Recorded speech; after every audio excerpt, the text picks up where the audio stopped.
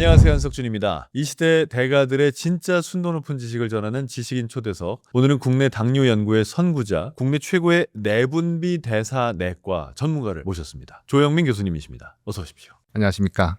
당뇨를 이제 저도 나이가 있으니까 어느 정도 조심해야겠다라는 생각은 가지고 있는데, 그래서 뭘 먹지 말아야 돼, 혹은 뭘 먹어야 돼 라고 보니까 아주 의외의 음식들이 당뇨에 나쁘다라고 나오더라고요. 어떤 게 있죠? 당을 전혀 올릴 것 같지 않은데 당이 올라가는 것을 보고 환자들이 굉장히 놀라는 경우가 있습니다. 제일 놀라운 게 뭐냐면 무가당 주스, 무가당 요거트. 이거 당이 없다고 적혀 있잖아요. 당이 없다는 건 사실 아니에요. 당을 더하지 않았다는 거죠. 가당, 당을 더하지 않았다. 그래서 무가당인데 그 안에 실제로는 당이 있는 거거든요. 무가당 주스를 드셔도 혈당이 오르고, 그걸 속으시면 안 되죠. 무가당 주스는 그러면 확 오릅니까? 확 오르죠. 주스는 당분이 많이 들어있기 때문에, 특히 과일 주스, 당이 많이 올라갈 수가 있습니다. 더 많이 올라가진 않겠죠. 그냥 일반 과일처럼 올라간다는 얘기군요. 네. 또 어떤 것들이 있나요? 예상하지 못하게. 예상하지 못하고 당이 올라서 당황하시는 것 중에 하나는 또 우유예요. 우유. 우유요? 우유가 당이 올라갑니까? 달지 않잖아요. 예. 우유도 당이 있어요. 유당이라고 있어요. 많이 오르지는 않고요. 갑자기 오르지도 않는데, 요거트 만들어 보셨어요? 예. 우유에다가 요거트 조금 섞어 놓으면 이제 그 다음날 보면은 껄쭉해지잖아요. 그리고 새콤달콤해지죠. 어디서 단맛이 왔을까요, 이게? 유당이 분해되면서 포도당 한 분자와 갈락토스 한 분자로 만들어지거든요. 그러면서 단맛이 나게 되는 것이고, 또 산이 만들어지면서 새콤달콤해지고, 산이 있으면 우유에 있는 단백질은 덩어리로 되거든요. 그러면서 껄쭉해지고 이렇게 되니까 사실은 우유에는 당이 있는 거죠. 급격히 많이 오르거나 아주 높이 오르지는 않지만, 환자분들이 왜 우유를 마셨는데 당이 오를까요? 라고 물어보시는 분들이 많이 있습니다. 한식 중에는 뭐가 위험합니까? 한식 중에는 탄수화물이 많은 음식들, 그리고 조림이라든지 이런 걸 할 때 설탕이 또 많이 들어가고 하기 때문에, 특히 댁에서 만들어 드시면 그렇게 설탕을 많이 넣지는 않으시는데, 이제 외식을 하시면은 집에서 만드는 것보다는 좀 더 설탕이 많이 들어가는 것 같아서, 사실은 제가 외래를 보면서 가장 많이 혈당을 올리는 음식 한 가지는 이라고 물어보시면 외식입니다 라고 이렇게 말씀을 드릴 수 있을 정도로, 밖에서 사서 드시면 아무래도 집에서 만드시는 것보다는 설탕이 많이 들어간다 이렇게 보시면 되고요. 근데 식당에서 먹을 때는 그분들이 요리할 때 설탕 얼마 넣는지 알 수가 없으니까요. 다 달아요. 어떤 식당 가면 김치도 달아요. 김치도 설탕이 좀 들어가는 것 같고, 제 환자 한 분은 라면을 드셨는데, 집에서 라면을 끓여 드시면 혈당이 이만큼 올라가는데 밖에 분식점에서 드시니까 이만큼 올라갔다는 거예요. 그래서 주인 아저씨를 불러서 물어봤더니 설탕이 좀 들어간대요. 물론 이제 음식점마다 다르긴 하겠지만은 왜 설탕을 넣느냐 그랬더니, 청양고추를 좀 썰어 넣어가지고 이 매운맛이 들어갔는데 그걸 중화하기 위해서 설탕을 좀 넣어주면 풍미가 좋아지기 때문에 그렇게 넣었고, 그랬더니 라면이 더 맛있다라고 말씀하시더라는 겁니다. 그래서 외식을 하시게 되면은 그 음식의 풍미를 좀 높이기 위해서 설탕이 많이 들어가게 되죠. 그 다음에 밥이 메인이 되는 음식들은 혈당을 많이 올릴 수가 있죠. 소위 한 그릇 음식, 비빔밥도 사실은 나물이라든지 고기라든지 이런 걸 많이 넣고 밥을 소량을 넣게 되면 굉장히 좋을 텐데, 밥이 메인이 되는 순간 혈당이 많이 올라갈 수가 있습니다. 밥이라 하시면 흰쌀밥을 말씀하시죠. 그렇죠. 특히 흰쌀밥이죠. 섞여 있으면 좀 덜합니까? 섞여 있으면 잘 못 올라가죠. 섞여 있기 때문에. 왜냐하면 흡수가 되는 걸 방해하는 게 많은 거죠. 풀숲을 해치고 흡수가 돼야 되니까, 비빔밥을 드실 때 나물 종류를 많이 드시고 밥이 같이 들어가게 되면은 아무래도 흡수되는데 여러 가지 장애물들이 있다 보니까 빨리 못 올라갑니다. 또 듣기로는 카레, 초밥, 김밥이 또 안 좋다 그러던데. 그것도 이제 밥이 메인이 되는 음식들이죠. 어떻게 보면 조금 더 맛깔나게 해서 밥을 쉽게 넘기게 하는 거거든요. 일본에 가게 되면은 오니기리라 그래가지고서 이게 주먹밥 있잖아요. 네. 그런 것도 혈당을 많이 올리게 될 거고, 그 다음에 덮밥류도 위에 뭐가 하나 덮여 있지만 밑엔 다 밥이고 또 달달한 소스가 들어있고 이러기 때문에 혈당이 많이 올라갈 수가 있습니다. 흰쌀밥은 아주 쉽게 소화가 되는 거거든요. 벽씨가 있으면 껍질을 벗겨내죠. 그러면 편미가 돼요. 그걸 잘 깎아서 바깥쪽에 있는 그 식이섬유하고 단백질 성분 이런 것들을 일부러 날려버린 거가 백미거든요. 그러니까 탄수화물의 결정판이다. 기본적으로 설탕과 탄수화물 두 가지를 피하는 게 제일 핵심이겠네요. 네, 그렇습니다. 평소에 먹는 집밥 사진을 저희가 몇 장을 좀 준비해 봤습니다. 제가 좀 그래도 안심하는 것들이거든요. 근데 이렇게 안심할 수 있는 건지 아니면 제가 잘못 생각하는 건지 한번 봐주시기 바랍니다. 시금치, 어묵볶음, 오이무침, 배추김치, 멸치볶음, 열무김치, 계란찜. 아주 일반적이고요. 제가 보기에는 굉장히 좋은 식단으로 생각을 합니다. 제가 첫 번째 보는 거는 뭐냐면 색깔입니다. 제가 삼원색 식단을 좋아하거든요. 색깔을 많이 먹으라라고 하는데 지금 보시면은 녹색 계열이 있고 노란색 계열이 있고 붉은색 계열이 있어서 이거는 굉장히 골고루 잘 드시고 있다라고 생각할 수가 있는데 녹색 계통이 조금 더 많았으면 좋지 않았을까. 그리고 이제 김치가 두 종류가 있고 오이 무침도 있고 한데 나트륨이 좀 많이 들어가지 않나라고 하는 생각이 들어요. 혈당보다는 혈압에 문제가 있을 수도 있겠다라는 생각이 들고요. 그래서 김치 종류를 좀 줄이고 녹색을 조금 더 늘렸으면 더 좋겠다라는 그런 생각이 듭니다. 그다음 밥은 한 공기인데요. 뭐 저 정도 드시면 특별한 문제는 없긴 하겠지만은 뭐 혈당이 높으신 분들은 밥 양을 좀 조절하실 필요는 있으실 것 같아요. 저 중에서 혈당을 제일 많이 올리는 건 누굽니까? 혈당을 제일 많이 올리는 거는 밥이네요. 지금 보기로는. 반찬은 그래도 괜찮은 편이군요. 반찬은 지금 혈당을 많이 올릴 만한 것이 보이질 않습니다. 멸치볶음에 아마 그 물엿이나 뭐 설탕이 들어갔으면 좀 올릴 수 있을 것 같고요. 그 외에는 당장 혈당을 올릴 것 같은 음식은 보이진 않습니다. 그리고 밥을 드셨을 때도 혈당을 좀 덜 올리게 하는 방법은 지금 시금치라든지 이런 반찬 종류를 먼저 좀 드시고 밥은 좀 후반부에 드시기 시작하시면 훨씬 덜 올라가게 됩니다. 보통은 밥 한 숟갈 뜨고 반찬 먹지 않나요? 옛날에 그렇게 먹었죠. 다 그렇게 먹었지만은 지금은 순서를 좀 바꿔주면 도움이 될 수가 있고요. 특히나 식후혈당이 많이 올라가시는 분들은 간단한 거 순서만 조절하시더라도 실제로 효과를 봅니다. 그리고 일본에서도 밥을 먹기 전에 소고기를 먼저 먹은 경우, 그리고 생선을 먼저 먹은 경우가 밥을 먹고 나서 그걸 먹은 경우보다 혈당이 덜 올라갔다고 발표한 적이 있습니다. 그렇기 때문에 이 먹는 순서와 식후혈당과는 아주 밀접한 관계가 있고 물리적으로 설명할 수가 있어요. 미리 밥이 아닌 다른 음식이 들어가서 진을 치고 있는 거죠. 그래서 밥이 흡수가 되려고 할 때 헤쳐나갈 장애물로 작용을 하고 있다라고 볼 수도 있고, 그 다음에 먼저 먹은 음식물들이 장에서 신비의 장 호르몬을 또 좀 분비시키는 그런 부분도 있습니다. 같은 걸 먹지만 순서만 바꿔도 혈당이 올라가는 걸 조절할 수가 있다. 그래서 이제 디저트 먹으면 안 된다는 얘기를 하지 않습니까? 사실 세상의 모든 디저트는 다 달아서. 그런데 입은 좀 텁텁하고 그러다 보니까 디저트 삼아 과일을 드시기도 하거든요. 과일이 전통적인 과일은 괜찮았었어요. 사실은 그렇게 많이 달지를 않았어요. 현대에 들어오면서 굉장히 급격하게 달아졌습니다. 제가 어릴 때만 하더라도 과일을 설탕에 찍어 먹었던 일이 많았었거든요. 근데 지금은 전혀 그럴 필요가 없을 정도로 당도가 올라가 있는 상황이기 때문에 현대 과일에 대해서는 어떤 영양학자들은 나무에 달려 있는 과자다 이렇게 말씀하시는 분도 계십니다. 그 왜 요새 우리 과일을 살 때 브릭스 높은 거 일부러 찾아서 사지 않습니까? 네, 브릭스 높은 거는 무지하게 달죠. 반대로 하시는 게 좋을 것 같고, 근데 혈당 조절 능력이 정상이신 분들은 아무 상관이 없어요. 이제 혈당이 올라가시는 분들은 주의가 필요합니다. 심지어 요새는 좀 당도 떨어지는 걸 뭘 먹으면 야 이게 무슨 과일이냐, 야 무다 무 막 이러잖아요. 그게 원래 과일이었죠. 근데 그것도 사실은 안심하지는 못할 수도 있습니다. 왜냐하면 바나나를 한번 보세요. 좀 푸릇푸릇한 게 있죠. 그걸 사서 드시면 어때요? 달아요? 안 달죠. 네, 안 달죠. 근데 며칠 둬서 노란 반점이 생기기 시작하면 달아지죠.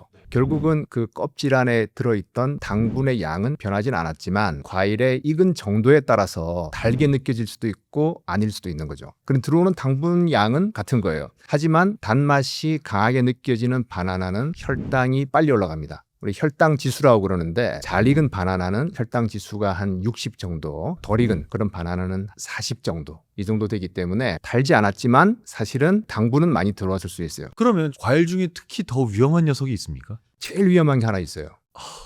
두렵습니다. 제가 좋아하는 게 나오면 안 되는데. 네. 말린 과일. 아, 뭐 망고 말린 거, 곶감 이런 거, 감을 하나 이상 드시기는 쉽지 않으실 거예요. 근데 곶감을 하나만 먹기는 쉽지 않으실 거예요. 서너 개는 그냥 들어가죠. 근데 그게 결국은 보면은 당분은 다 들어온 거거든요. 감 4개에 있던 당분이 곶감 4개로 다 들어온 거기 때문에 이 말린 과일은 정말 조심하셔야 됩니다. 왜냐하면 수분이 충분히 있는 상태의 과일은 배가 불러서 못 먹거든요. 근데 이거는 많이 먹을 수가 있고 또 옆에 두고 간식처럼 먹을 수가 있기 때문에 혈당을 많이 올리죠. 저희가 환자분들을 볼 때 늦가을부터 겨울 사이에 어르신들 혈당 올라가게 되면 곶감 많이 드셨어요? 라고 여쭤보면 상당히 많은 분들이 곶감 많이 먹었다라고 이야기하십니다. 그럼 혹시 당뇨 환자들이 그래도 이건 좀 먹어도 된다 싶은 과일도 있습니까? 연구에 의하면 당뇨병 발병을 좀 낮추는 그런 과일들을 분석해 보니까 블루베리, 포도, 자두 이런 과일들은 당뇨병 발병 위험도 좀 낮았어요. 근데 블루베리 보시면 안에 과육은 조금밖에 없고 주로 껍질이지요. 그러다 보니까 식이섬유라든지 식물이 가지고 있는 여러 가지 폴리페놀이라든지 비타민 등등이 많이 있다는 겁니다. 자두도 역시 그런 거고요. 포도도 껍질째 다 드셨다고 하게 되면 사실은 과육보다는 껍질이 차지하는 부분이 더 많을 수가 있는 거거든요. 그래서 그런지 이런 3가지 정도의 과일들은 섭취를 했을 때 당뇨병 발병이 줄어들었다라는 보고는 있습니다. 근데 이제 과일들은 다 당분이 많이 있고 하기 때문에 만약에 식후 혈당이 많이 오르는 분들이라면 이런 과일을 안심하고 드셔서는 안 되고, 드신 다음에 혈당을 재어서 이 과일을 먹고 내가 정말 식후 혈당이 괜찮은지 한번 확인해 보시는 것은 중요합니다. 이게 사람마다 다르다는 얘기군요. 사람마다 다르죠. 그리고 또 하나 중요한 건 양이죠. 블루베리를 한 줌 먹은 사람과 한 주먹 먹은 사람과 한 사발 먹은 사람은 다르거든요. 그렇기 때문에 양도 또 중요하게 작용을 합니다. 블루베리도 봉지째 꺼내놓고 있으면 정말 많이 먹더라고요.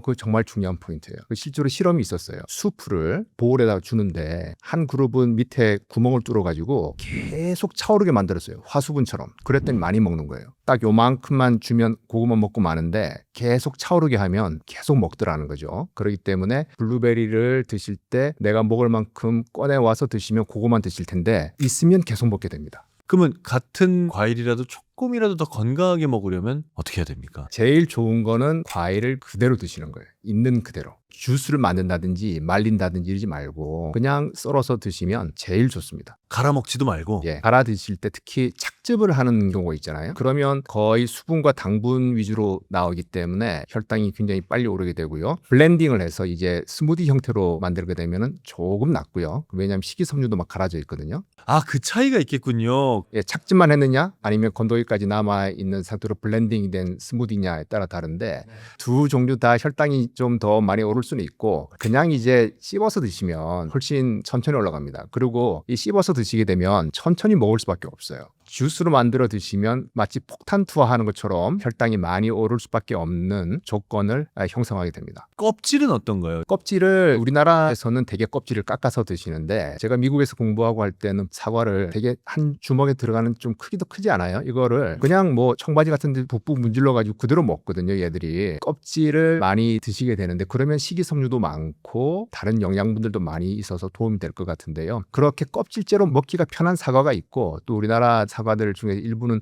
껍질은 질겨서 먹기가 힘든 부분도 있습니다. 그래서 이 과일의 특성이 있긴 하지만 가장 좋은 거는 있는 그대로 통째로 드시게 되면 제일 좋죠. 밥 먹고 후식으로 먹는 거하고 그냥 아무 때나 빈속에 먹는 거하고는 차이가 있습니까? 밥 먹고 후식으로 드시면 일단은 밥이 들어와 있잖아요. 뱃속에. 그리고 반찬도 들어가 있고 그러다 보니까 과일의 당분이 다소 높더라도 빨리 올라가질 못해요. 그리고 많이 먹지를 못해요. 저희가 식당에 가서 과일 디저트 나오는 거 보면 몇 조각 나오잖아요. 그 정도 되는데 그냥 이제 간식으로 드시게 되면 많이 먹을 수도 있죠. 그렇기 때문에 가급적이면 식후에 디저트로 드시게 되면 많이 드시는 것을 피할 수가 있습니다. 간식 과일도 안 되겠군요. 아니 간식 과일 좋아요. 다른 간식을 드실 것 같으면 과일이 더 좋을 수 있습니다. 왜냐하면 초콜릿이나 아이스크림 같은 경우에는 굉장히 단순한 영양소의 조합인데 과일은 아주 복합적이거든요. 그렇기 때문에 기왕 간식을 드시기로 결심하셨다면 과일이 좋은 초이스다라고 말씀드릴 수 있습니다. 그러면 당뇨병이 걱정되는 분들에게 올바른 식사법에 대해서 한번 얘기를 해볼까 합니다. 어떻게 먹는 게 그나마 괜찮은지. 저는 이제 이런 질문 너무 많이 들었어요. 어떻게 환자분들한테 설명을 할까 항상 고민을 했는데 제가 강조하는 거는 음식의 재료를 알 수 있는 걸 드시라고 이야기를 합니다. 딱 봐서 이 재료가 뭐야 라고 알 수 있으면 재료의 형태가 보존되어 있는 거거든요. 그런 음식들은 대부분은 신선하다. 식품 첨가물이라든지 이런 것이 덜 들어가 있는 음식이다 라고 하는 거예요. 그래서 재료를 알 수 있는 음식을 먹자. 이게 1번이고요. 두 번째는 아까도 잠깐 말씀드렸는데 3원색 다이어트를 좋아합니다. 노란색 계열, 녹색 혹은 푸른색 계열, 그리고 붉은색 계열이 있으면 일단은 삼첩반상이라고 하더라도 굉장히 다양한 영양소로 이루어져 있다라는 것을 보여주기 때문에 몸에 좋을 수가 있어요. 라면도 드실 때 우리가 그냥 뻘건 라면만 끓인 것보다 파송송 계란 탁 해서 넣으면 훨씬 좋아 보이잖아요. 이 컬러가 다양할수록 몸에 좋은 음식이다라는 거고요. 그다음에 3가지 흰색을 피해야 되는데 백미, 소금, 설탕 조금 양을 조절해야 된다라는 그런 부분이고요. 양 조절에 대해서는 복팔분이란 말이 있어요. 배의 8할을 차지한다는 말인데 위장을 가득 채우는 거에 8할이 아니고 내가 배가 부르다고 느끼는 그 양의 8할 정도만 드시게 되면 양 조절에도 대개는 성공을 하게 됩니다. 그래서 저는 이 4가지 점을 아주 상식 차원에서 말씀을 드리고 있죠. 혹시 오늘 뭐 드시고 오셨어요? 점심은 한식을 먹었습니다. 하면 안 되는 거 뭐 드신 거 없습니까 오늘? 없습니다. 식판을 들고 이제 저희가 떠먹을 수 있게 돼 있어요. 그럼 이제 제가 말씀드린 원칙을 그대로 지킵니다. 딱 봐서 재료를 모르면 안 뜹니다. 그 다음에 이제 식판에다가 색깔을 다양하게 갖추려고 노력을 하는 거죠. 그 정도 하면 어느 정도는 건강한 식판이 구성이 됩니다. 개인마다 혈당이 올라가는 정도가 혹시 다릅니까? 네, 다릅니다. 2015년도에 이스라엘의 과학자들이 이제 식후 혈당에 대한 반응을 쭉 관찰하는 연구를 했었어요. 같은 음식이라도 사람에 따라서 식후 혈당 반응이 다르다는 겁니다. 그전에는 우리가 영양학적인 그런 이론을 바탕으로 해서 아까 잠깐 말씀하셨지만 혈당 지수, GI라고 그러죠. 이게 얼마인지, 그리고 탄수화물 양이 얼마인지 이런 걸 가지고서 대략 추정을 했어요. 얼마나 오를 것이다. 그렇게 해서 이런 거는 피하시고 어쩌고 이렇게 말씀드렸는데 실제로 식후 혈당을 재보니까 사람마다 그 음식에 대한 식후 혈당 반응이 달랐다는 거죠. 사실 하나도 이상할 게 없는 거가 우리가 우유를 먹었을 때 누구는 이제 고소하게 잘 먹고 이제 소화도 잘 시키는데 누구는 우유만 먹었다 그러면 이제 배가 부글부글하고 화장실 가야 되고 이런 분들이 계시잖아요. 이 음식이 혈당에 미치는 반응도 개인마다 다른 거가 어찌 보면 하나도 이상하지가 않습니다. 그래서 이 식후 혈당에 대한 반응을 자기가 알려고 하면 조금 수고스럽겠지만 혈당을 재보셔야 돼요. 손끝을 찔러가지고서 피를 한 방울 내서 매번 이렇게 찌르기가 뭐하니까 요새는 연소혈당 측정기라는 게 있습니다. 배에다가 붙이거나 아니면 팔 뒤에다가 붙여서 혈당을 그래프로 이렇게 쭉 볼 수가 있거든요. 그런 거를 한 번 정도 해보시게 되면 식후 혈당이 어떻게 변한다 하는 걸 알 수가 있습니다. 뭐 모든 사람이 다 하시라는 건 아니고 특히 당뇨병으로 진단받았거나 아니면 당뇨병 위험이 있거나 이런 분들은 한번 하시면 큰 도움이 될 것 같아요. 그러면 일반적으로 알려진 뭐 당뇨에 위험한 음식이다 혹은 당뇨에 괜찮은 음식이다 하는 것들이 개인에 따라서 다를 수 있겠네요. 다를 수가 있죠. 그걸 다 찾아내야 되는 거군요. 우리가 식후 혈당에 미치는 영향들을 쭉 보게 되면은 장내 세균 조성도 크게 관계가 있어요. 내 뱃속에 어떤 세균들이 살고 있는가에 따라서도 혈당 반응이 달라질 수가 있다는 것이 최근의 연구 결과입니다. 식후 혈당을 결정하는 요인들은 굉장히 다양한 거죠. 먹는 순서도 중요하고 개인이 분비할 수 있는 인슐린의 양이라든지 그리고 인슐린이 얼마나 잘 듣는지 우리가 인슐린 감수성 혹은 인슐린 저항성이라고 그러는데 그런 수준이 어떻게 되는지부터 시작해서 굉장히 복잡한 방정식을 풀어야지 식후 혈당이 얼마인지를 알 수가 있습니다. 그게 또 뭐 인종도 차이가 있어서 한국인이 좀 더 취약하다 뭐 이런 얘기도 하지 않습니까? 한국인도 좀 취약한데 인도 사람들 굉장히 취약하고요. 아프리카 사람들 굉장히 취약하고요. 백인에 대비해서 아시아 쪽 그 히스패닉이라 그러는 그리고 아프리카들이 다 백인에 비해서는 당뇨병에 취약합니다. 백인이 당뇨병에 대해서는 제일 강력하군요. 비만한 거에 비해서는 당뇨병이 덜 생기는 편이죠. 저희 지식인사이드를 즐겨보시는 분들이라면 모두 다 아실 만한 용어가 있죠. 혈당 스파이크. 왜 그 얘기도 합니다. 고혈당보다 위험한 게 혈당 스파이크라고. 혈당 스파이크가 고혈당이죠. 정상보다 혈당이 높으면 고혈당이라고 하는데 그냥 계속 이렇게 높은 게 아니고 이거는 마치 괜찮은 듯 하다가 휙 올라갔다 다시 떨어지는 거니까 이걸 혈당 스파이크라고 그러거든요. 사실 학술적인 용어는 아니었지만 우리가 연소혈당 측정기를 대중들이 많이 이용하면서 이제 그래프를 보니까 삐죽 튀어나온 거예요. 이걸 스파이크라고 부르는 거거든요, 영어로. 그래서 혈당 스파이크다라고 불렀던 것 뿐이죠. 정상에는 생기지가 않아요. 이게 자주 나타난다고 하는 것은 당뇨병이 있거나 아니면 당뇨병이 생길 가능성이 많은 사람들을 의미한다고 보셔야 돼요. 그럼 정상인은 단 한 건도 안 생깁니까? 단순당을 너무 많이 드시면 이제 좀 벗어날 수는 있긴 하겠지만은 일반적으로는 잘 생기질 않습니다. 그래서 완전히 포도당 대사 능력이 정상이신 분은 이 연소혈당 측정기를 달면 재미가 없어요. 맨날 똑같아요. 맨날 이러기 때문에 재미가 없어서 며칠 달다가 떼어버리는 수도 많이 있습니다. 그러면 그 정상 범위라는 게 밥 먹고 나서 어느 정도까지입니까? 그 학자마다 다르게 이야기를 하는데 제일 타이트하게 정의하신 분이 식전에 비해서 식후가 30을 기준으로 잡은 게 있는데 그건 너무 타이트하게 잡았어요. 제가 보기로는 50은 올라가야지 혈당 스파이크라고 할 수 있다. 그러니까 식전이 90이었으면 140까지는 괜찮다. 그렇게 보시면 되겠습니다. 우리는 그 정도 스파이크만 봐도 이렇게 무서운데 당뇨 환자들의 당 올라가는 정도는 정말 무서운 숫자인 거군요. 당뇨 환자들 중에서 특히 인슐린 분비능이 떨어져서 인슐린 맞는 분들 같은 경우에 식후 혈당 올랐다가 그다음 또 저혈당으로 갔다가 그야말로 롤러코스터거든요. 저혈당으로도 갑니까? 이런 경우가 제일 위험하죠. 왜냐하면 혈당을 낮추는 치료를 하고 있기 때문에 운동을 많이 하신다든지 식사량이 적었다든지 그럴 때는 또 저혈당이 되거든요. 제가 지금 말씀드리는 거는 가장 혈당 조절이 불량한 있는 경우를 말씀드리는 건데 혈당 변동성이 굉장히 크신 분들이 있고 혈당 스파이크라고 부르지 않아요. 그거는 그래프를 보면 롤러코스터예요. 그것도 굉장히 무서운 롤러코스터. 스파이크보다 무서운 게 롤러코스터군요. 그렇습니다. 식곤증하고 당뇨도 관계가 있습니까? 그거는 아닌 것 같습니다. 왜냐하면 그러면 혈당이 높을수록 식곤증이 많아야 되잖아요. 아, 뭐 혈당 오르면 졸리다 소리 하지 않습니까? 몸이 피곤하셔서 그래요. 과로를 했거나 밤에 잠을 잘 못 주무셨거나 이런 분들이 식사하고 나서 졸리시는 거지 몸이 상태가 좋을 때는 밥을 먹고 나서 아마 안 졸리실 거예요. 그럼 막 스트레스 받아가지고 나 지금 당 떨어지는 것 같아. 이것도 틀린 말입니까? 당이 쉽게 그렇게 떨어지지가 않아요. 우리 몸에서 혈당을 떨어뜨리는 호르몬은 인슐린 하나예요. 그런데 올리는 호르몬은 굉장히 많아요. 그러니까 우리가 진화를 하는 단계에서 에너지가 풍족하지 못했기 때문에 이걸 낮추는 거에 그렇게 목적이 있지는 않았어요. 올리려고 그랬죠. 그래서 혈당이 떨어지고 싶어도 다른 호르몬들이 나와서 계속 올리기 때문에 그렇게 쉽게 떨어질 수가 없습니다. 당 떨어진다는 말은 말도 안 되는 얘기네요. 그냥 하는 소리죠. 왜 그런 얘기를 또 하지 않습니까? 그래서 이렇게 졸리거나 혹은 좀 피곤한 느낌이 들 때 이제 반짝 힘을 내기 위해서 초콜릿이나 혹은 아주 달달한 것들 먹으면 좀 힘이 난다 이런 얘기도 하지 않습니까? 뇌를 속이는 거죠. 나를 자극하는 게 들어와가지고 다시 뇌가 기운을 차린 거거든요. 근데 그럴 때 먹지 말고 운동을 하셔도 기운이 나요.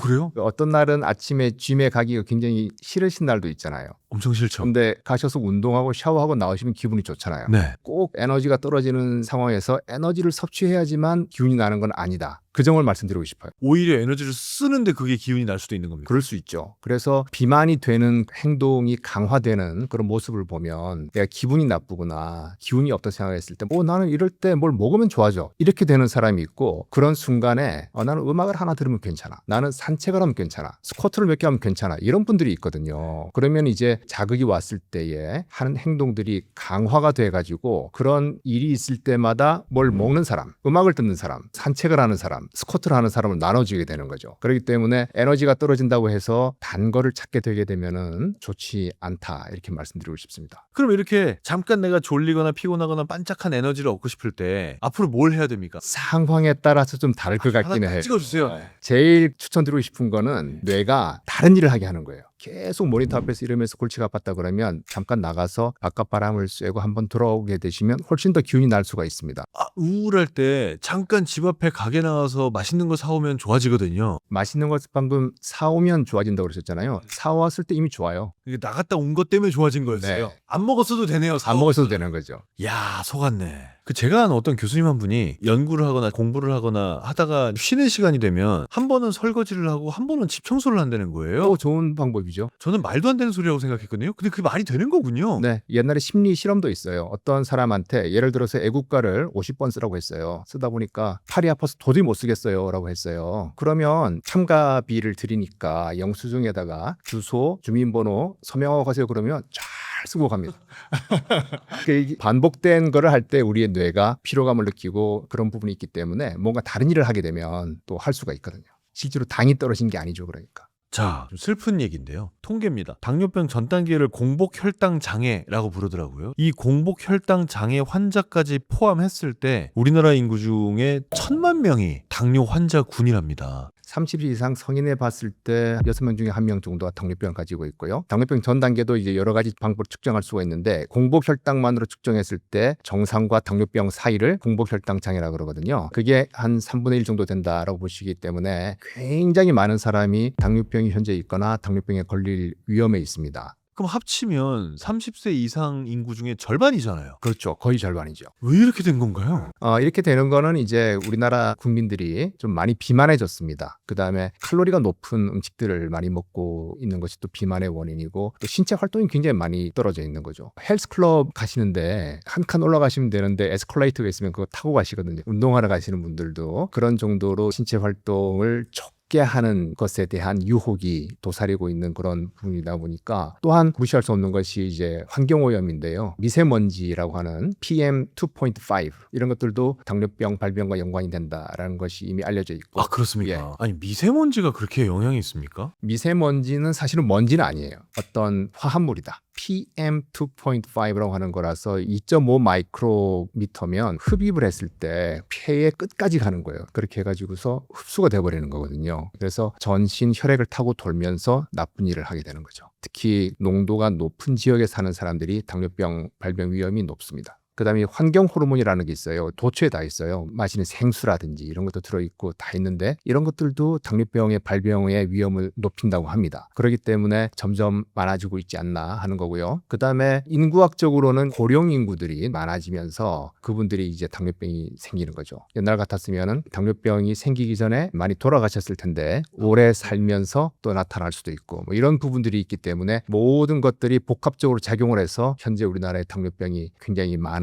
그런 상태를 보이고 있습니다. 아니 스트레스를 받을 때 나오는 호르몬이 당뇨의 위험을 높입니까? 그것도 이제 많이 연구돼 있어요. 사실 스트레스라는 건 다양한 스트레스가 있을 텐데 정신적인 스트레스, 특히 업무와 관계된 스트레스 이런 부분들이 당뇨병의 위험을 높인다고 알려져 있습니다. 이것도 호르몬 이야기인데 우리가 호르몬을 만드는 데 있어서 가장 중추가 되는 것이 시상하부, 뇌하수체, 부신으로 이어지는 스트레스 반응의 축인데요. 스트레스를 받았을 때 이 축이 활성화되면서 부신에서 코티솔이라고 하는 호르몬들이 많이 나오게 되는데 이 코티솔은 혈당을 올리는 역할을 하고 있습니다. 왜냐하면 진화를 하는 단계에서 스트레스를 받았다고 하는 거는 대개는 생존과 관계된 부분 아니겠어요? 그러면 내가 도망을 가거나 싸우거나 하려고 그러면 에너지가 필요한 거죠. 혈당이죠. 그렇기 때문에 스트레스를 받게 되면 혈당이 오르는 건 어찌 보면 당연한 일이라고 볼 수 있고요. 이게 만성적으로 지속될 때는 당뇨병의 발병 위험을 높일 수가 있습니다. 살찌는 거를 생각을 해보면 어떤 사람들은 살이 잘 찌는 체질도 있고 덜 찌는 체질도 있고 그렇지 않습니까? 정말 심하게는 물만 먹어도 살찐다 이렇게도 말하지 않습니까? 이렇게 체질적으로 살이 쉽게 찐다든지 혹은 당뇨병에 잘 걸릴 수 있다든지 그런 체질이 있습니까? 네, 있습니다. 아 그래요? 체중에 대해서 말씀드리면 일단 유전적으로 체중이 늘기 쉬운 그런 특성을 타고난 사람이 계시고요. 비만의 유전적인 연구를 할 때는 제일 쉬운 모델이 쌍둥이 연구예요. 일란성 쌍둥이가 미란성 쌍둥이보다 더 체중이 비슷한가? 이런 걸 보는 거죠. 그래서 우리 몸의 체지방 양이 유전적으로 얼마나 결정되느냐를 보게 되면 45% 내지 70%의 나의 체지방 양은 유전적으로 결정된다. 하긴 뭐 식습관이나 생활습관 부모로부터 받을 때가 많으니까 그 부분도 영향이 있겠네요. 그렇죠. 그래서 저희가 보면은 엄마 아빠가 비만하면 자식도 비만하고 그 집에 키우는 강아지도 비만해요.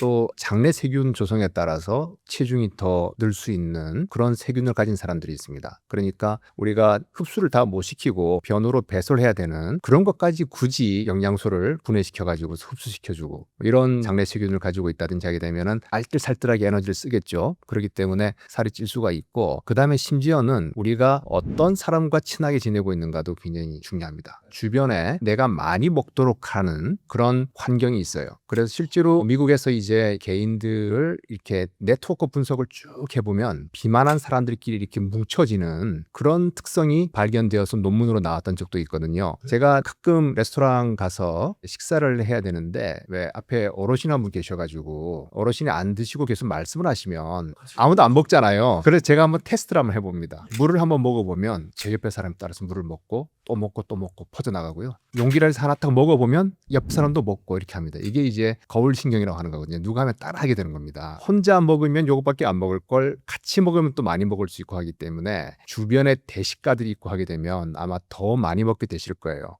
그렇기 때문에 나의 유전자 조성, 장내 세균의 조성, 그리고 내 주변의 모든 환경, 내 친구들 포함해서 이런 환경들이 내가 살이 쉽게 찔 수 있는 체질을 제공할 수가 있죠. 그 아까 장내 세균 얘기하셨는데 정말 날씬하고 건강한 사람들에게만 있는 그런 종류의 미생물이 있는 건가요? 있습니다. 이거를 실험적으로 딱 증명하기 쉽지가 않아요. 그래서 아주 비만한 사람의 장내 세균, 그리고 날씬한 사람의 장내 세균을 균이 아예 없는 무균 생쥐에다가 이 균을 갖다가 넣어줘 봤더니 비만한 사람의 장내 세균을 받은 생쥐는 쉽게 살이 찌고 날씬한 사람의 장내 세균을 받은 생쥐는 쉽게 살이 찌지 않았어요. 똑같은 걸 먹는데도. 그렇기 때문에 증명이 됐죠.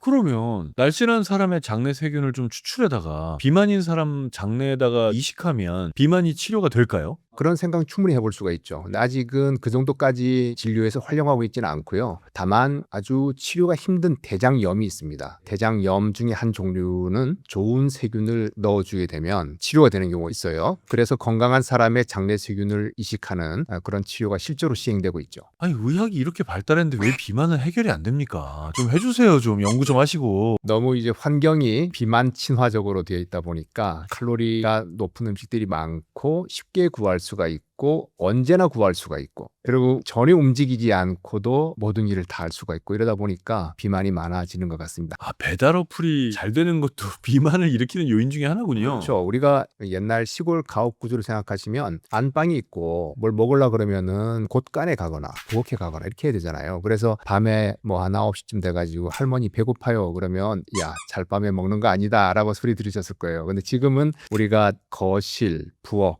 안방이 다 연결돼 있잖아요. 아파트에서. 그렇기 때문에 쉽게 이제 먹을 걸 갖다 먹을 수가 있고 그리고 이제 밤을 정복을 한 상태잖아요. 환하게 밝혀져 있고 하다 보니까 뭔가 먹고 싶은 게 생각이 나고 살이 정말 쉽게 찔 수밖에 없는 그런 환경이다. 이렇게 볼 수 있겠습니다. 혹시 다이어트나 비만에 대해서 대표적으로 좀 잘못 알려진 사실이 있습니까? 환자 진료를 할 때 가장 많이 경험하는 부분은 운동해서 살 빼야지. 이 부분이에요. 운동을 해서 살 뺄 수도 있을 텐데 그러려면 굉장히 많이 운동을 해야 되는데요. 근데 조금 운동을 하고 또 그만큼 먹어버리면 소용이 없는 거죠. 그래서 체중을 뺄 때 공식은 일단은 먹는 걸 줄여서 빼고 운동으로 유지를 하자. 이런 공식이 대개는 맞습니다. 근데 운동을 하루에 뭐 2-3시간 혹은 4시간까지도 할 수 있는 나는 국대다. 뭐 이런 생각으로 운동할 수 있는 분들 같으면 운동으로 살 뺄 수가 있을 텐데 잠깐 러닝머신 올라가셔가지고 한 30분 걸어도 100칼로리 태우기 힘드실걸요. 근데 그보다 더 많이 드셔버리면은 아무 소용이 없는 거고 그 다음에 그 등산 가시는 분들이 있습니다. 뭐 청계산을 간다고 칩시다. 처음 올라갈 때 너무 힘들어요. 자꾸 올라가다 보면 쉬워져요. 왜냐하면 근육도 단련되지만 우리 몸이라고 하는 것이 그 동작에 최적화된 근육들만 동원하는 능력이 있어요. 효율을 높이는 거죠. 그래서 올라갔다 내려오더라도 이제는 별로 힘들진 않은데 내려오면 먹을 게 많아요. 파전도 있고 막걸리도 있고 그러다 보니까 아니 등산을 하는데 왜 살이 안 빠집니까? 라고 물어보는 분이 계신데 그런 분들은 에너지를 소모한 것보다 에너지를 섭취한 것이 더 많아지기 때문에 그렇거든요. 그걸 고려하셔야 돼요. 일반적으로는 운동해서 살 빼는 건 어렵다. 일반적으로는 그렇습니다. 결국 먹는 걸 줄여야만 된다. 일단 먹는 걸 줄이시고요. 먹는 걸 줄이시면 우리 몸은 큰일 난 줄 알아요. 에너지가 덜 들어와. 큰일 났어. 이렇게 되면서 절전 모드에 들어갑니다. 어떤 분들은 초절전 모드에 들어갑니다. 그렇게 돼서 가급적이면 에너지를 안 쓰려고 하는 거거든요. 이 시기에 저는 물만 먹어도 살찌는 것 같아요. 라는 말이 나옵니다. 이거를 극복하기 위해서는 우리가 운동을 해서 골격근의 양을 늘려주고 그 다음에 골격근의 활성을 높여서 에너지를 많이 쓰게 만들어줘야 되는 겁니다. 그게 적게 먹고 많이 움직이세요가 원칙인데 이거는 뭐 100년도 더 된 이야기인데 이렇게 말을 해가지고서는 절대로 되지 않는 부분이거든요. 그래서 뭔가 다른 획기적인 부분이 필요한 시대가 되었습니다. 사실 뭐 적게 먹는 게 정말 어렵죠. 저도 먹는 걸 너무 좋아하다 보니까 결국 맛있는 걸 먹고 싶은데 욕구를 참는 것만이 유일한 비결인 건가요? 이게 정신력, 의지력하고는 큰 관계가 없는 것 같아요. 우리 주변에 보면 너무나도 의지가 강하고 어떤 난관이 있어도 뚫고 나가는 이런 불굴의 의지를 가진 사람이 비만한 사람도 많이 있거든요. 그래서 이건 전혀 다른 이야기다. 우리의 행동이라고 하는 것이 항상 우리의 의지와만 연결되는 건 아닙니다. 호르몬이라는 게 있거든요. 호르몬에 의해서 우리의 행동이 완전히 바뀔 수가 있습니다. 그럼 결국은 호르몬을 조절할 수 있어야 되겠네요. 네. 그런 책을 쓰신 거잖아요. 이번 책의 제목이 뭐죠? 슈퍼 호르몬입니다. 호르몬이 가지고 있는 힘이 강력한 거예요. 우리 슈퍼맨 하면 어떤 느낌이죠? 힘도 센데 나쁜 일을 하나요? 좋은 일 하죠. 그러니까 호르몬이 강력한데 좋은 일을 너무 많이 하는 겁니다. 그래서 체중도 줄이고 혈당도 좋게 하고 지방간도 좋게 하고 심혈관 질환도 좋게 하고 등등 너무 좋은 게 많으니까 우리가 이 호르몬을 슈퍼 호르몬이라고 부를 수밖에 없다라고 저는 생각을 하고 책 제목을 그렇게 지었습니다. 뭐 지금 말씀하시는 걸로는 무슨 정말 시골 장터에 약 파는 사람들처럼 이거 한번 잡숴봐 모든 게 다 좋아져 거의 이 수준인데 이렇게 모든 부분에 다 긍정적인 영향을 미치는 그런 호르몬이 있는 거예요? 그렇죠. 장 호르몬 중에서 GLP-1이라고 하는 호르몬입니다. 우리 식사를 하게 되면 위장으로 내려가서 잘게 부수죠. 부순 다음에는 십이지장으로 내려가고 소장을 거쳐서 영양분이 흡수가 되는데 영양분이 흡수되는 길에 장 세포들이 쭉 조율하고 있어요. 그 사이사이에 마치 보초병처럼 이 내분비 세포들이 끼어 있는데요. 이 세포가 당이 들어오는구나 신호를 보내는 거예요. 그래서 우리 몸의 췌장에서는 당이 들어오고 있으니까 인슐린을 더 많이 만들게 하고 그 다음에 더 이제 많이 흡수가 되면 이게 위장에서 너무 빨리 내려오는 것 같다라고 생각을 하는 거예요. 그래서 위장에서부터 십이지장으로 내려오는 그 수도꼭지를 잠궈줍니다. 좀 천천히 내려보내라. 이게 빨리 처리가 안 돼. 천천히 내려보내. 이렇게 하고 그 다음에 너 이제 그만 먹어야 되겠다. 라는 신호를 머리로 보내줍니다. 그렇게 해서 포만감이 밀물처럼 쫙 밀려오는 거죠. 그리고 이 호르몬 레벨이 높으면 허기가 잘 지지 않아요. 식욕이 떨어져 있는 상태가 유지가 되는데 그래서 이와 같은 다양한 작용을 통해서 우리가 대사에 도움이 되고요. 처음에는 사실은 이 호르몬은 당뇨병 치료제로 개발됐습니다. 혈당을 낮추기 위한 목적으로 썼는데 혈중 농도를 올려가 보니까 이게 식욕이 떨어지고 포만감이 늘면서 체중이 빠지는 거예요. 그렇게 해서 이제 비만 치료제로 됐고요. 그 외에 다른 여러 가지 질병들에 대해서 연구를 하다 보니까 대부분 좋은 효과들을 보였다는 거죠. 그렇기 때문에 마치 만병통치약처럼 그렇게 느껴지는 것 같습니다. GLP-1. 그럼 이거는 일반적인 사람들 배에는 다 있습니까? 다 있습니다. 우리 모두가 다 가지고 있습니다. 근데 누구는 더 잘 되고 누구는 덜 잘 되고 하는 건가요? 꼭 그렇지도 않습니다. 이 분비되는 부분이 크게 중요한 것 같지는 않아요. 근데 많이 나와주면 큰 도움이 되는데 언제 가장 많이 나오냐면 우리가 비만 수술 들어보셨어요? 지방 흡입 말씀하시는 겁니다. 지방 흡입 말고 우리가 장을 어떻게 보면 재단해내는 그런 방식으로 해서 위장은 작게 만들고 소장을 끌어올려 가지고서 이제 위장에 붙여가지고 흡수가 좀 덜 되게 하고 이런 수술이 있어요. 비만 수술을 하게 되면 우리가 먹은 음식물이 소장의 뒤쪽 영역으로 많이 흘러가게 됩니다. 이쪽에 GLP-1을 만드는 세포들이 굉장히 많이 분포를 하고 있어요. 대장 직전까지 가면 굉장히 많습니다. 이 소장이 길잖아요. 몇 미터 되잖아요. 그 뒤쪽으로 갈수록 이 세포들이 많이 보초를 서고 있는데 소장의 뒷부분까지 소화 흡수가 안 된 음식물이 도달했다라고 하는 건 두 가지 의미가 있는 거죠. 1번, 너무 많이 먹었다. 2번, 위장에서 너무 빨리 내려보낸다. 그럴 때는 이 GLP-1이 왕창 나와가지고 브레이크를 걸어줍니다. 그래서 소장에서 만들어지는 브레이크다라고 이야기를 하는데요. 이 위장의 운동을 조절하고 음식 섭취를 조절해주는 그런 작용을 하기 때문에 의도적으로 수술을 해서 소장의 뒤쪽으로 음식물이 많이 가게 만든 그런 상황이라면 GLP-1이 무지하게 많이 나오죠. 아, 그러면 이렇게까지 밝혀졌으면 그냥 GLP-1이라는 아이를 약처럼 만들어가지고 비만 치료제로 쓰면 되지 않습니까? 그거를 이제 1990년대에 시도를 했는데 불행하게도 주사를 하면요 2분 만에 다 깨져버려요. 호르몬이. 작용이 너무 짧은 거죠. 그래서 그때부터 어떻게 하면 피 속에서 안 깨지고 안정하게 있으면서 약으로 쓸 수 있겠는가 하는 것을 제약회사들에서 많이 연구를 했었습니다. 우리나라에 한때 초창기 약이 나와서 굉장히 선풍적인 인기를 한번 끌었던 적이 있습니다. 약 이름이 싹센다라고 있는데 그 약이 그러니까. 그렇습니다. 싹센다가 사실은 생각보다 그렇게 만족스럽진 않았던 것 같아요, 사람들이. 왜냐하면 100kg인 사람이 싹센다를 맞으면 한 90kg이나 92kg이 되거든요. 많이 빠졌지만 그래도 만족스럽지 않았는데 요즘 나오는 그 위고비나 마운자로 같은 경우에는 15kg에서 20kg까지도 빠져주니까 더욱더 많은 관심을 가지게 됐고. 아, 지금 말씀하신 이 약들이 전부 GLP-1입니까? 그렇습니다. GLP-1에 근간을 두고 있는 그런 약제들입니다. 아, 요새 엄청 화제지 않습니까? 실제로 잘 되나요? 실제로 잘 되죠. 그래서 이거를 이제 요즘 말도 많고 탈도 많은 일론 머스크가 한때 자기가 살을 뺀 비결이 바로 이 오젬픽 위고비였다라고 이렇게 말을 함으로써 굉장히 널리 알려지게 되었고 많은 셀럽들이 나도 그 방식으로 뺐어라고 이렇게 막 동참하면서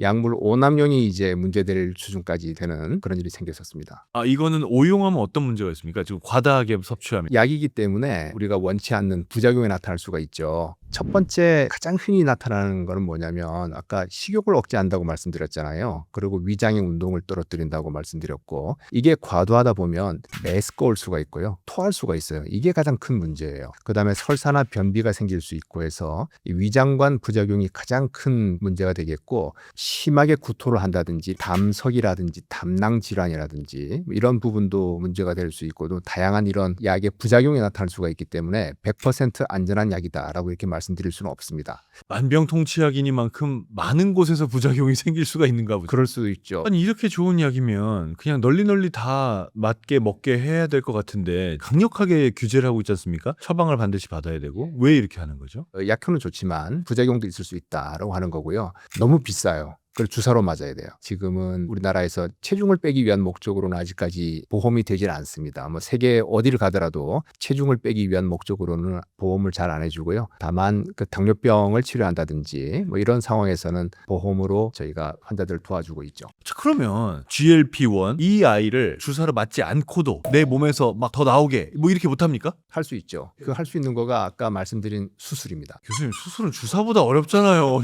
쉬운 걸 여쭤봤는데 우리가 연구를 해보면 이제 GLP-1을 많이 만들어낼 수 있는 그런 상황들이 있을 텐데 당을 먹지 않은 상태에서 하려고 그러면 단백질을 식전에 먹잖아요. 그러면 GLP-1은 좀 더 나오고 식이섬유를 먼저 먹으면 더 나옵니다. 그래서 아까 그 먹는 순서를 말씀드렸는데 실제로 GLP-1이 더 많이 나와요. 나오는데 문제는 많이 나와봤자 지금 나오고 있는 거에 1.5배 내지 2배 정도 조금 더 나오는군요. 2배면 많이 나온 것 같지만 저희가 실제로 수술을 받고 나서 재보면은 5배, 많게는 10배까지 나오거든요. 그러다 보니까 2배 가지고서는 살짝 모자란 듯한 거죠. 운동도 사실은 GLP-1 분비를 좀 증가시킬 수가 있습니다. 근육에서 나오는 마이오카인이라고 하는 그런 물질이 나와가지고서 좀 증가시킬 수 있는 거가 보고는 되어 있는데 약을 쓰는 거에 비해서는 좀 미미한 부분이 있어서요. 그래서 고도 비만이라든지 당뇨병이 잘 조절 안 되는 사람은 어쩔 수 없이 약을 쓰시는 것이 좋을 것 같습니다. 그럼 교수님 말씀 들어보면 고도비만이 아닌 일반인들 가운데서 그래도 GLP-1 조금이라도 많이 나왔으면 좋겠다라고 하면 제가 듣기엔 2가지 실천법이 있네요.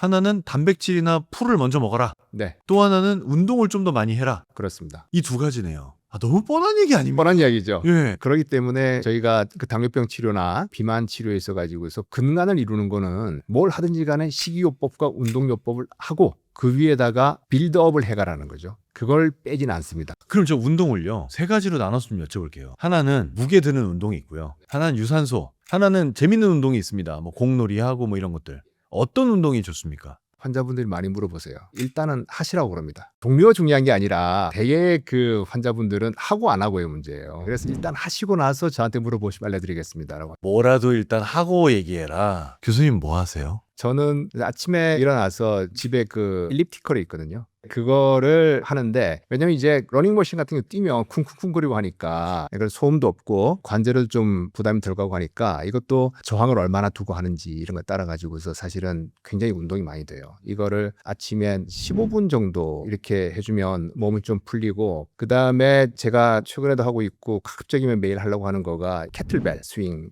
한 번 할 때 10회에서 15회 그리고 3번 정도 반복하는. 근데 이제 그거라도 꾸준히 하는 게 다르다는 거지 않습니까? 다르죠. 완전히 다르죠. 제일 좋은 거는 내가 평생 할 수 있는 운동이 제일 좋죠. 100살까지 할 수 있는 운동이 제일 좋지 않을까 싶습니다. 모여도 되니 꾸준히 하시라. 음식 조절하는 다이어트를 많이 했던 분들 요요도 참 많이 겪습니다. 저도 사실 요요를 굉장히 많이 겪어봤고요. 그럼 이 요요를 겪다 보면 계속해서 살이 찌는 체질로 바뀌는 느낌이 들거든요. 이거를 살이 안 찌는 체질로 다시 바꿀 수 있습니까? 바꿀 수 있습니다. 그게 이제 운동이죠. 미국에서 TV 프로그램 중에서 더 비기스트 루저라는 게 있어요. 200kg 되는 사람이 100kg 빼고 이런 거 있잖아요. 그 사람들을 기초 대사량을 쟀더니 뚝 떨어져 있는 거예요. 특히나 살을 빼고 나서 몇 년이 지나도 그 신진대사율이 뚝 떨어진 상태가 유지가 되는 겁니다. 그러니까 아까 제가 말씀드렸던 절전 모드에 들어가 있는데 조금만 방심하게 되면 이제 쪄버리게 되는 거죠. 그리고 급격한 체중 감소에 따라서 몸이 최대한 발악을 하고 있는데 지금 날씬해진 상태를 우리 몸이 만족하고 있는 게 아니라 그때가 그리운 겁니다. 살이 많이 쪘을 때가. 그래서 에너지를 최대한 보존하고 있는 거거든요. 그거 좀 그리워하지 말지.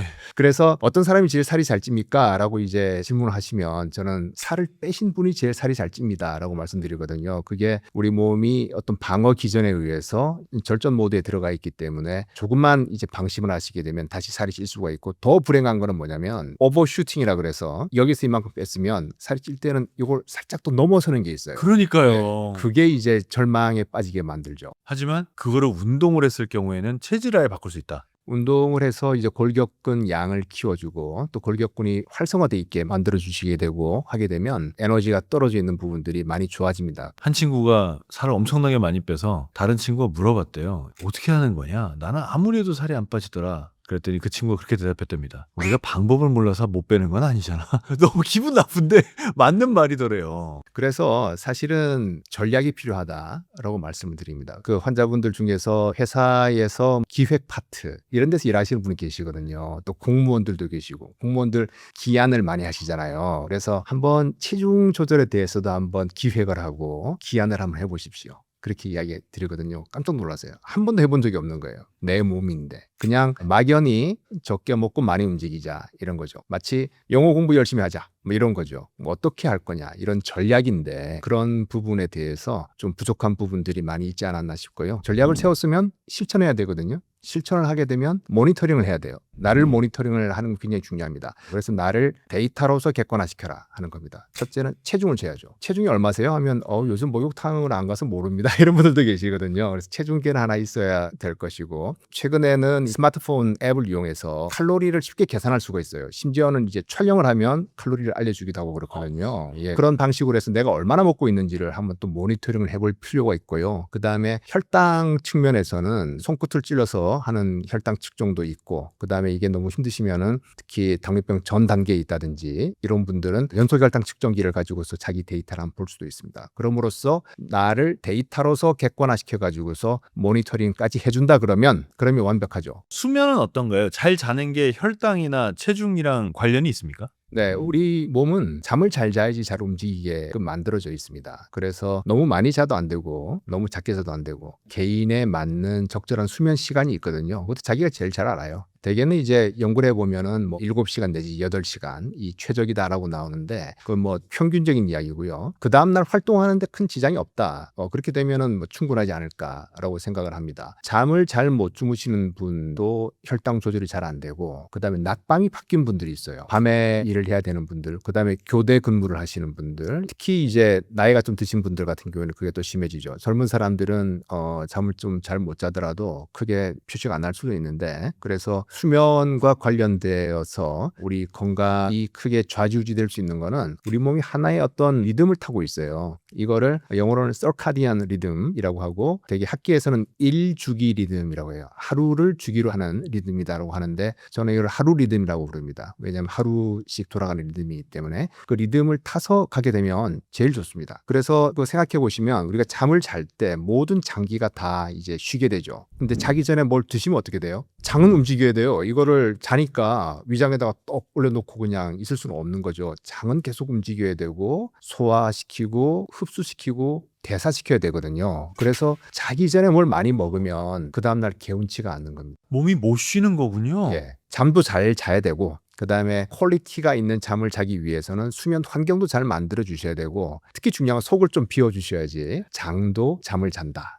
그렇게 생각하시면 건강해집니다. 끝으로 이 영상을 보시는 분들 가운데 이런 얘기 하시는 분들이 있을 거예요. 아우, 내 혈관은 이미 배렸다. 이번 생엔 틀렸다. 혹시 이 나빠진 혈관을 건강하게 되살릴 수 있습니까? 그렇죠. 혈관 건강을 위해서 A, B, C, D, E가 있어요. A는 뭐냐면 A1C입니다. 당화혈색소라고 하는 것을 약자로 A1C라고 씁니다. 혈당 조절의 지표가 당화혈색소이기 때문에 그걸 잘 조절하자. B는 blood pressure. 혈압입니다. 혈압을 조절하자. C는 콜레스테롤을 조절하자. D는 두 개입니다. 다이어트 또는 드럭입니다. 식이요법이나 약물을 적절하게 쓰자. E는 뭘까요? 다이어트가 나왔으면 엑서사이즈입니다. 운동을 하자. 그래서 혈당, 혈압, 콜레스테롤, 식이 혹은 약제, 운동 이 A, B, C, D, E를 통해서 우리 혈관 건강을 지킬 수가 있습니다. 그렇기 때문에 뭐 혈관이 망가져서 틀렸다 이게 아니라 이런 A, B, C, D, E를 지키시고 그리고 정기적인 진료를 받으셔서 혈관을 다시 건강하게 만드셔야죠. 저 모르는 게 있어서 몇 가지만 여쭤볼게요. 당화혈색소는 뭔가요? 혈색소는 적혈구 속에 있는 색소를 말하는 거예요. 빨간 색소예요. 산소를 운반하는 역할을 해요. 헤모글로빈이라고 부르는 거죠.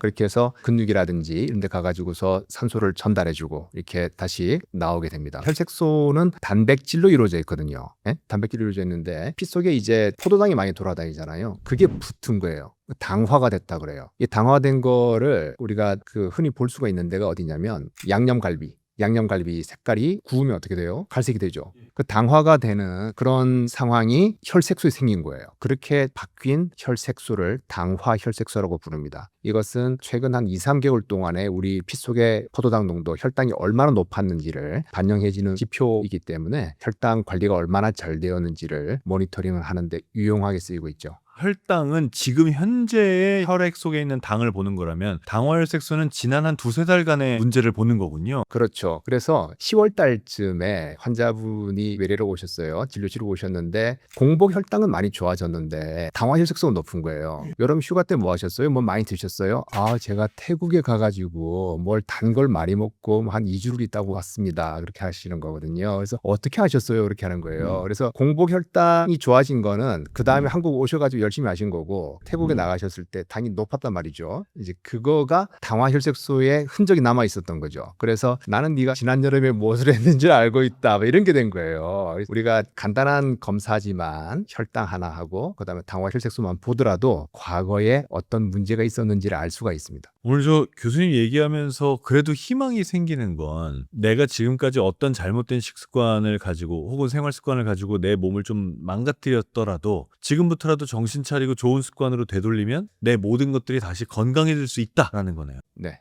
오늘 이렇게 조영민 교수님과 당뇨 또 다이어트 몸의 전반적인 건강 상태에 대한 많은 이야기를 나눠봤습니다. 우리 지식인사이드 시청자 여러분들도 오늘 이 말씀 잘 듣고 건강한 삶을 지내셨으면 좋겠습니다. 자, 진짜 대가들의 고급 지식을 전하는 지식인 초대석 오늘 여기서 인사드리겠습니다. 고맙습니다.